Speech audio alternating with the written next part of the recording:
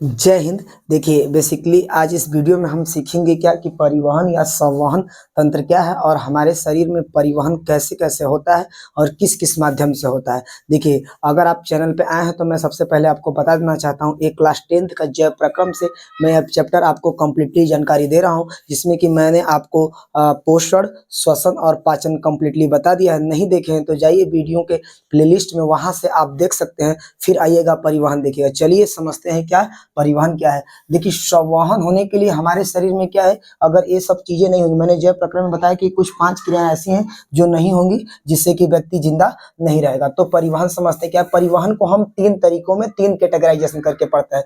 संवहन, जिसमें संवहन आएगा, जिसमें क्या होगा कि कन्वेक्शन होगा, और दोहरा परिसंचरण पढ़ेंगे कि डबल सर्कुलेशन क्या होता है, और उसके बाद पढ़ेंगे क्या, रक्त स्पंदन। एक क्लास 10th के इंपॉर्टेंट वेरी मोस्ट इंपॉर्टेंट है, क्योंकि इससे बहुत सारा क्वेश्चन बनते हैं। जब यहाँ से आप पढ़ लेते हैं तो आप कभी जिंदगी में एक क्वेश्चन गलत करके पेपर में नहीं आ सकते हैं। चाहे आप प्रिपरेशन वाले बच्चे हैं देख रहे हैं तो भी आपके लिए कोई दिक्कत नहीं है। तो रक्त स्पंदन समझेंगे कि हमारा ब्लड क्लॉटिंग कैसे होता है। कभी कभी देखिए हाथ पैर कट जाता है तो आपका कुछ टाइम बाद ब्लड निकलता है और कुछ टाइम बाद क्या हो जाता है कि बंद हो जाता है, तो इसको हम समझेंगे। तो संवहन को हम 3 कैटेगरी में करके पढ़ देंगे, अभी अभी जानेंगे, कंप्लीटली इसमें जानकारी होगी कि देखिए संवहन में क्या है कि देखिए हमारे शरीर में रक्त कहीं ना कहीं बहता है। रक्त बहेगा तभी तो हम जीवित, हमारा शरीर गर्म है। बताएंगे कि रक्त के क्या है, क्या है इसके कंपोजिशन क्या है, कैसे रक्त बनता है, क्या है, सारा कुछ बताएंगे। डोंट वरी, घबराइए नहीं, बस वीडियो पर आप पेशेंस रख के देखिएगा, क्योंकि वीडियो ज्यादा लॉन्ग भी नहीं बनाएंगे और शॉर्ट में करके आपको कई पार्ट में लेकर चलेंगे, जिससे कि यह एक इंपॉर्टेंट टॉपिक है जैव प्रक्रम से, इसलिए आपको इसको धीरे धीरे हम आपको बता देंगे। देखिए रक्त और लसिका पढ़ेंगे कि ब्लड और लिम्फ क्या है, लसिका क्या है। ये लड़कों को ज्यादा इतना समझ नहीं आता है, इसको बता देंगे। और उसके बाद रक्त नलियां क्या है, क्योंकि रक्त देखिए हमारे शरीर में बह रहा है तो कहीं ना कहीं नली है, तो किस नली के माध्यम से, तो धमनी और शिरा से बहता है, जिसको हम ब्लड वेसल्स कहते हैं। और हम समझेंगे क्या, सबसे बेस्ट और इंपॉर्टेंट टॉपिक है क्या आपका, हृदय। देखिए अब हृदय है आपका, तो हृदय आपका है तो हम जानते हैं कि हृदय अब किसका है। अब तो ये आप तय करेंगे कि ये आपका हृदय है तो धड़कता है, तो हृदय धड़कता है तो किसके लिए धड़कता है, क्यों धड़कता है, ये आप जानेंगे, आप बताइएगा। अब ये आपका मैटर है, और ये नहीं कि हम किसी को अपना हृदय दिए, हृदय दे देंगे तो जिंदा कैसे रहेंगे, आप पढ़ लीजिएगा यहाँ पे।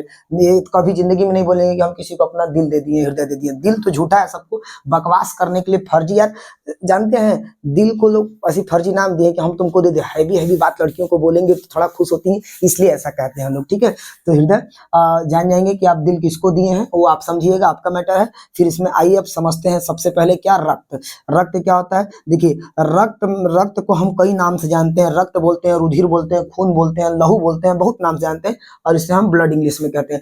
रक्त का जो अध्ययन होता है वो सेरोलॉजी या हेमेटोलॉजी, कभी पैथोलॉजी पर आप जाइएगा, जो पैथोलॉजी रक्त का ब्लड का रिपोर्ट देता है आपको, तो उस पर हेमेटोलॉजी या सेरोलॉजी वहां पे लिखा होता है, तो उसका जो क्या कहलाता है, सेरोलॉजी या हेमेटोलॉजी।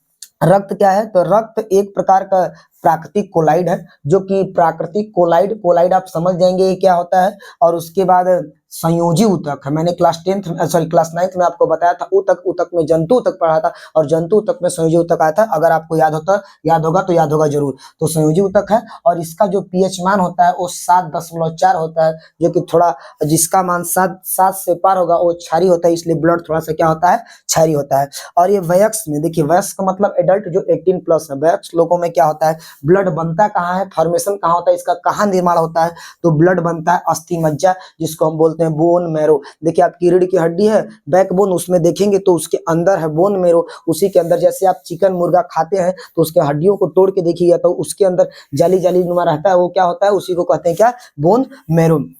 तो बोन मेरो में क्या है, हमारा ब्लड का, आपका आप वीडियो देख रहे हैं तो आपका भी ब्लड का निर्माण कहाँ होता है, वो आपके ब्लड का अस्थि मज्जा में। इसके बाद हमारे शरीर में देखिए ब्लड अगर के कहीं ना कहीं हमारा, आप जानते होंगे कि हमारा ब्लड खराब भी होता है, तो खराब होता है तो कहाँ स्टोर होता है, तो अगर बताइए स्टोर हमारे शरीर में कहीं जगह होगा स्टोरेज का, कोई चीज आपके घर में खाना बना या कोई धान गेहूं जब कट के आता है तो क्या कहीं ना कहीं स्टोरेज का हॉल होगा ना, स्टोरेज होगा ना, रूम उसको रखते होंगे। उसी प्रकार से हमारे शरीर में ब्लड जो स्टोर होता है, हमारे शरीर के यहाँ पर बाएं तरफ देखेंगे बॉडी के, तो यहाँ पे प्लीहा, जिसको तिल्ली नाम से जानते हैं, उसी में हमारा ब्लड क्या स्टोर रहता है। समझ में आ गया, उसी जगह एकत्र रहता जाता है हमारा ब्लड। ठीक है, अब इसके बाद हम समझेंगे क्या अभी अभी कि रक्त के प्रकार कितने हैं, हमारे शरीर में रक्त बना कैसे। आप इसको एक स्क्रीनशॉट लीजिए, इसे उतारिए।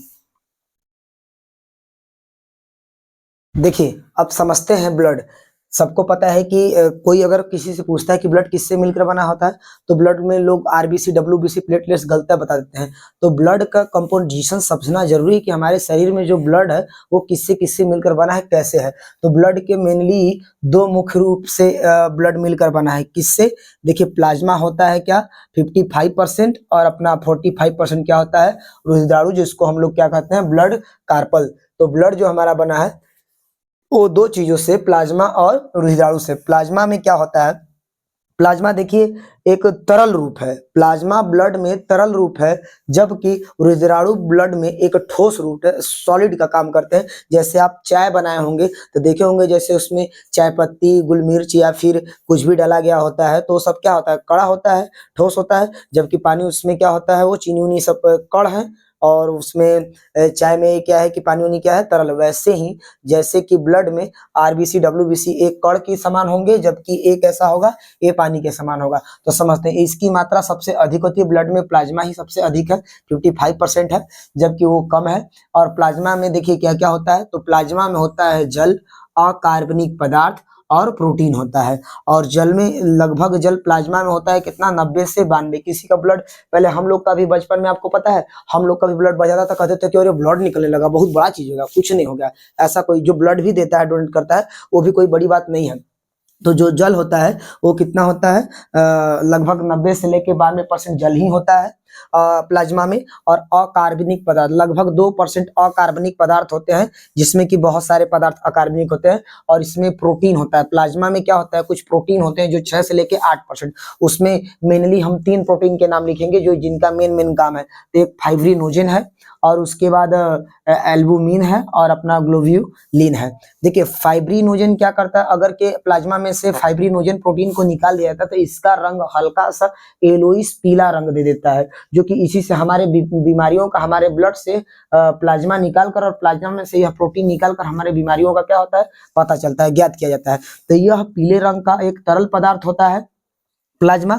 और इससे, इसमें कुछ खनिज मौजूद होते हैं, कुछ खनिज तत्व मौजूद होते हैं। तो जैसा कि मैंने प्लाज्मा को आपको बता दिया कि प्लाज्मा क्या होता है, याद रखिएगा कि ये तरल पदार्थ है आपके ब्लड में, और इसमें कुछ प्रोटीन होते हैं और जल खनिज पदार्थ भी कुछ होते हैं। अब बात आता है कि आरबीसी। देखिए आरबीसी कितना है, 45% है। लेकिन आरबीसी में आप देखेंगे तो ये मेनली कितने प्रकार के, 3 प्रकार से बटेंगे, आरबीसी, डब्ल्यूबीसी, प्लेटलेट्स। आरबीसी का फुल फॉर्म होता है रेड ब्लड सेल या रेड ब्लड कार्पल्स, इसको बोलते हैं व्हाइट ब्लड सेल या व्हाइट ब्लड कार्पल्स। हिंदी में बोलते हैं क्या इसको, लाल रुधिर कणिका, श्वेत रुधिर कणिका, और इसको पट्टिकाणु या बिंबाणु दोनों कह सकते हैं। और अपना इसका एक टेक्निकल नाम होता है जो कि आप ब्लड रिपोर्ट पर देखेंगे लिखा रहता है, तो इसको बोलते हैं एरिथ्रोसाइट। सब में साइट लगा दीजिए, याद करने का सबसे बेस्ट ट्रिक है, सब में साइट लगा दीजिए। तो इसको बोलेंगे आरबीसी को एरिथ्रोसाइट, डब्ल्यूबीसी को ल्यूकोसाइट, और प्लेटलेट्स को थ्रोम्बोसाइट। समझ में आ गया। अब इनका संख्या का बात करते हैं कि रुधिराणु में सबसे अधिक ज्यादा कौन होता है, तो लगभग देखें आप तो 95% अकेले, 90-95% अकेले रुधिराणु में आरबीसी होता है। आप देखिए इसकी संख्या कितनी है, तो 4.5 से 5.5 मिलियन। अब ये मिलियन क्या है किसी को नहीं पता है, पहली बार वीडियो देख रहे हैं तो आपने जब देखा होगा किसी का यूट्यूब पे वीडियो तो उस पर देखते हैं कि 1 मिलियन व्यू चला गया, तो 1 मिलियन में 10 लाख, तो लगभग कितना आप समझ लीजिएगा कि 4.5 मिलियन से 5.5 मिलियन तक इसका संख्या होना चाहिए। एक ब्लड रिपोर्ट पर आप देखेंगे, जब चेक करेंगे तो यहाँ से इस वीडियो के बाद अब आप नॉर्मली रिपोर्ट भी देख सकते हैं ब्लड का किसी का, तो उसमें कितना आरबीसी का जो काउंट रेट देखेंगे, रेंज होता है, वह कितना होना चाहिए, 4.5 से 5.5 मिलियन के बीच होना चाहिए। लाइफ टाइम की इसकी बात करें अपने आरबीसी की, तो इसकी लाइफ टाइम जो होती है, जीवन काल होता है वो 120 दिन बाद यह क्या हो जाता है, खराब हो जाता है। कहाँ जाता है, तो आपको पता है कि मैंने बताया प्लीहा में इकट्ठा हो जाता है, ठीक है। और इसमें देखिए इसी में हीमोग्लोबिन होता है जो रक्त को क्या करता है, लाल करने का काम करता है। तो हीमोग्लोबिन जो होता है वो रक्त को क्या करता है, लाल करता है। तो इसलिए ब्लड में होता है आरबीसी और आरबीसी में होता है हीमोग्लोबिन, और हीमोग्लोबिन में थोड़ा सा एफ होता है, क्योंकि देखिए लड़कों लड़कों में हीमोग्लोबिन की जो फीमेल है उसमें हीमोग्लोबिन की मात्रा हम लोगों से थोड़ा कम होती है, उनका 12 से लेकर 13% हीमोग्लोबिन होता है, जबकि मेल में एक मेनली 14 से 15% क्या होता है हीमोग्लोबिन की मात्रा होती है, क्योंकि लड़कियों में ब्लड जब कम है। देखिए कोई ये मानता है कि जैसे कि लड़कियों में ब्लड की क्यों कमी होती है, तो ये तो प्राकृतिक जेन्युइन है कि देखिए पीरियड्स उन लोगों को ऐसे ही आ जाते हैं तो उसमें भी ब्लड निकल जाता है, तो इसमें एक चला जाता है, ये मैटर है, लेकिन कोई खास मैटर नहीं है, ठीक है।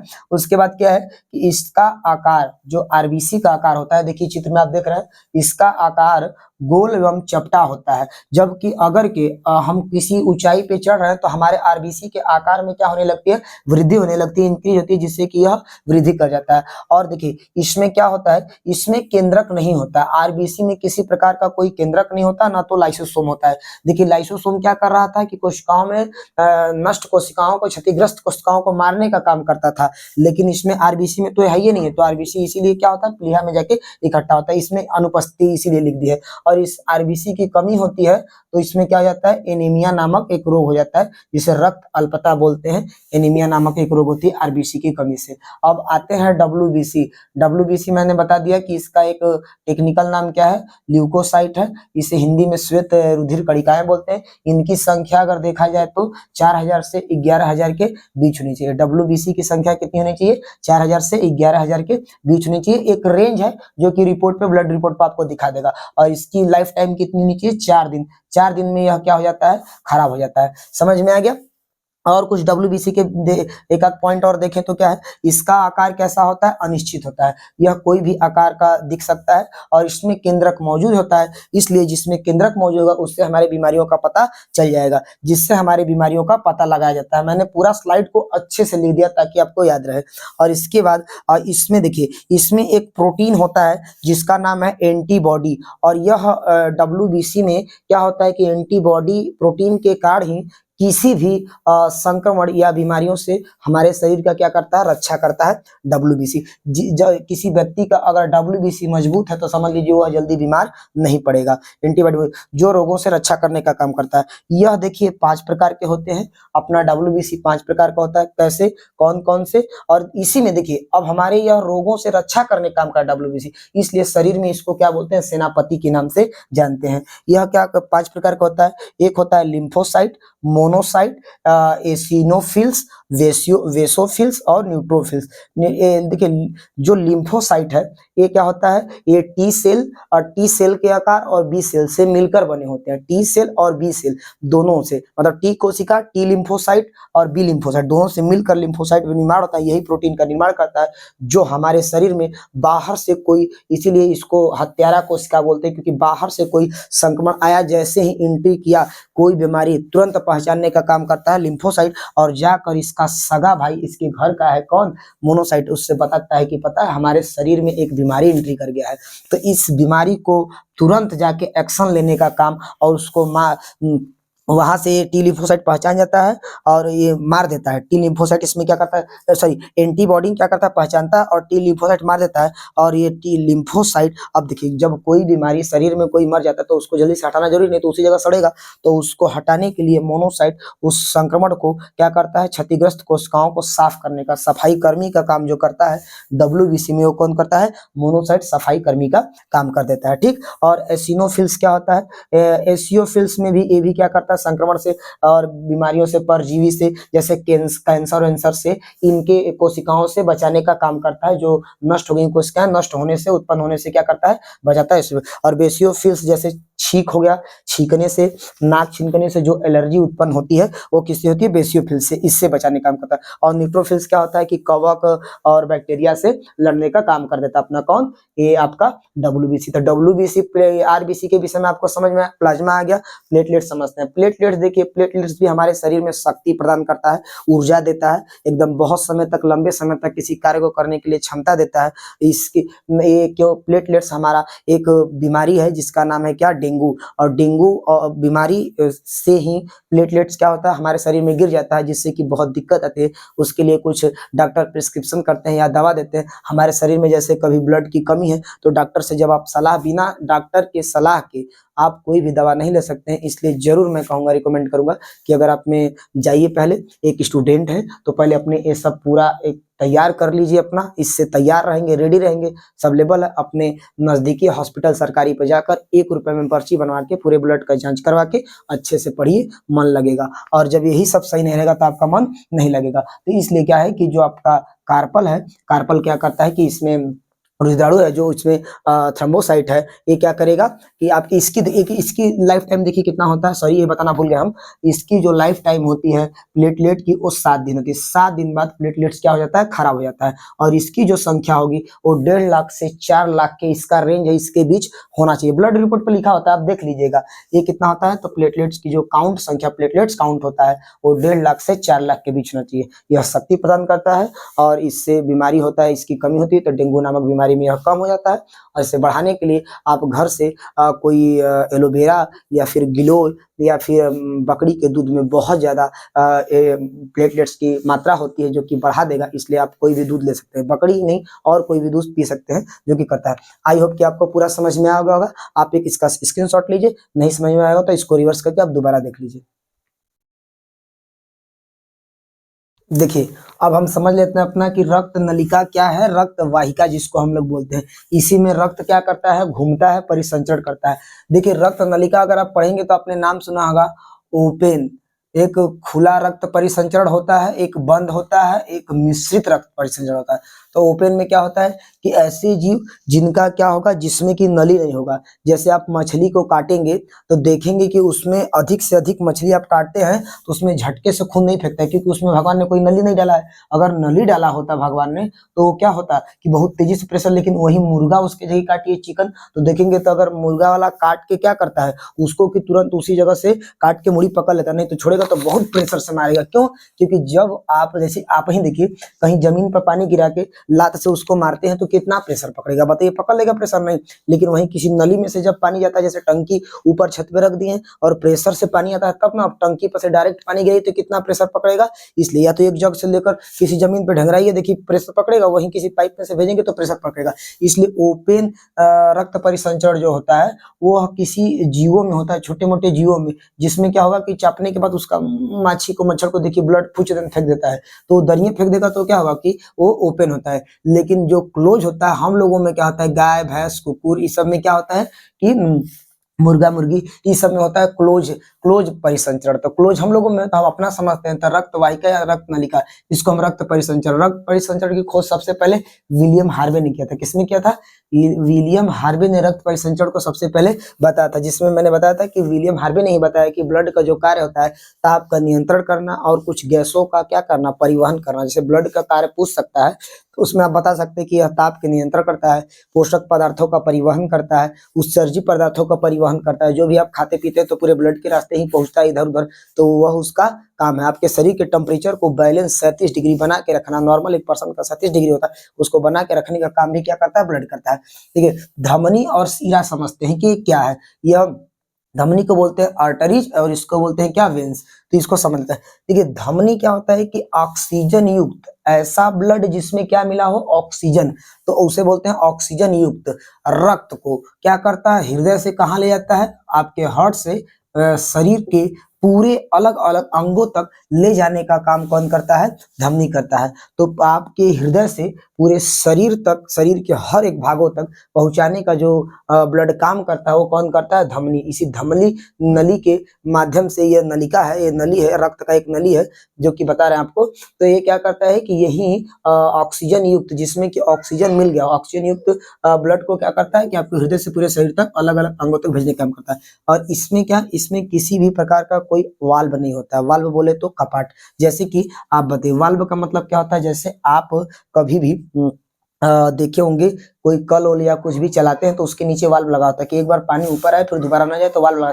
जैसे आपका टायर है, आप साइकिल का टायर देखे होंगे, उसमें एक टायर में वाल्व आता है क्योंकि हवा पूरा छन न जाए, भरते वक्त तो वाल्व खुल जाता है लेकिन फिर उधर से वापस हवा नहीं निकल पाता है क्योंकि उसमें लगा होता है, उसका वाल्व लगा होता है और वही वाल्व छेद हो जाता है तो हवा लीकेज करता है जिससे कि हवा पूरा निकल जाता है। तो जो वाल्व है, ये वाल्व इसमें इसलिए नहीं होता है क्योंकि यह बहुत ही आपके शरीर में एकदम प्रेशर से हाई प्रेशर जाता है, उसका जो प्रेशर है वो कितना है 120। नॉर्मली ऐसे नॉर्मल पर्सन का कितना मानते हैं 120। इसलिए क्या होता है ये प्रेशर जाता है, इसलिए यह अगर कोई चीज प्रेशर से जाएगा तो कहीं ना कहीं उस पाइप को मोटा होना चाहिए। तो इसलिए भगवान ने क्या किया कि हमारा जो लेयर है उसको क्या मोटा और अधिक लचीला बना देता है। क्या बनाया है मोटा, और यह इसका परत कैसा होता है लचीला होता है धमनी का। यह मोटा होता है इसलिए इसको एकदम भगवान ने आपके शरीर में, आप कभी अपना धमनी नहीं देख पाएंगे क्योंकि यह शरीर के अंदर गहराई में होता है, इसलिए यह क्या होता है बहुत मोटा और अधिक लचीला होता है। एक अपवाद इसमें आता है, अपवाद क्या है कि फुफ्फुस धमनी। देखिए अपवाद ये नहीं है, ये किसी न किसी आपको कभी न कभी जिंदगी में कंसेप्ट की कमी है। फुफ्फुस धमनी की मतलब मतलब अपवाद क्या है कि जिसमें इसमें ऑक्सीजन युक्त रहना चाहिए तो ये बिना ऑक्सीजन का, इसलिए इसको अपवाद बोलते हैं। लेकिन अपवाद नहीं, देखिए कैसे, जैसे कि हृदय और शरीर बस बात की है, मैंने लंग्स को छोड़ दिया है, तो हृदय से एक नस गई होती है फेफड़ा की तरफ, वह क्या करती है कि वहां पे हृदय से क्या करता है, और उसी जगह जब आप सांस लेते हैं तो आपका पहले सबसे पहले मैंने बताया था श्वसन में कि जब आप सांस लेंगे तो कहाँ जाएगा फेफड़ा तक, फेफड़ा पर ऑक्सीजन आया था, उस ऑक्सीजन को लेने के लिए हृदय से एक नस गई होती है, इसीलिए ऑक्सीजन जब लेगी ब्लड में मिलाएगी तभी तो पूरे शरीर में डालेगा। तो इसीलिए ये क्या करता है, ये तो अपवाद नहीं है, ये कंसेप्ट की कमी है। कहाँ है, ये तो बस गया ऑक्सीजन को लेने गया और लेके दोबारा फिर पुनः आ जाता है, इसीलिए लोग इसको क्या बोलते हैं कि फुफ्फुस धमनी का क्या है अपवाद है। इसके बाद यह रक्त दाब इसका क्या होता है अधिक बढ़ा, इसीलिए याद रखिए जब किसी ब्लड में, आपके ब्लड में ऑक्सीजन मिला दिया जाएगा तो उस ब्लड का कलर कैसा हो जाएगा लाल। तो इसलिए याद रखिए कि धमनी में जो आपका ब्लड बहता है वो कैसा बहता है लाल, क्योंकि ऑक्सीजन युक्त हो गया। समझ में आ गया आई होप कि। उसके बाद अब आइए सीरा समझते हैं। सीरा क्या होता है, देखिए सीरा जो आपको नसें दिखाई देती हैं हल्का हल्का नीला टाइप, हर एक इंसान के हाथ में जो गोरे होते हैं जिनकी त्वचा वो हल्का हल्का नीला दिखाई देता है, वह क्या होता है कि वह सीरा होता है। उसमें ब्लड कैसा होता है, तो यह पूरे शरीर से जो ब्लड गया है उस पूरे शरीर से ब्लड को दोबारा अगर एक बार जैसे कि हार्ट आपका हृदय पंप किया है तो शरीर में पूरा ब्लड गया है तो उसको वापस भी तो आना चाहिए, तो इसलिए पूरे शरीर से अलग अलग अंगों से अनऑक्सीजनित, मतलब कि अब यह क्या है अनऑक्सीजनित, जो ऑक्सीजन युक्त था वह जाने के बाद अनऑक्सीजनित बन जाएगा, बिना ऑक्सीजन के बन जाएगा कौन, रुधिर पूरा इकट्ठा करके फिर से कहाँ लाता है हृदय। और हृदय तक क्यों लाया